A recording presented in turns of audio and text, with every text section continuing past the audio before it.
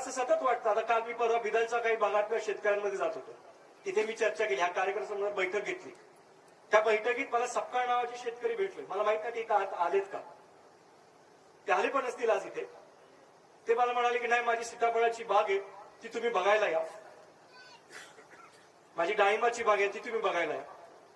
ज्यावेळेस मी त्यांची बाग बघायला गेलो आणि त्यावेळेस त्यांना विचारलं मी की तुमचा खर्च किती झाला, तुमचं उत्पादन किती झालं, तर एका वाक्यात मला सपकाळांनी सांगितलं की अंगावरती फाटके कपडे घालू पण डाळिंबावरती एक प्रकारचा डाग नाही दिसला पाहिजे असं आम्ही काम करतो.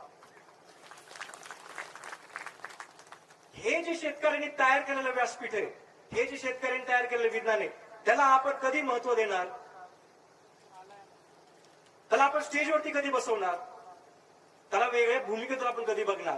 शेतकरी फक्त वर बघत असतो, पावसाची वाट बघत असतो आणि अंगावरती फक्त आणि फक्त कर्जबाजार झाला दिसतो तुम्हाला.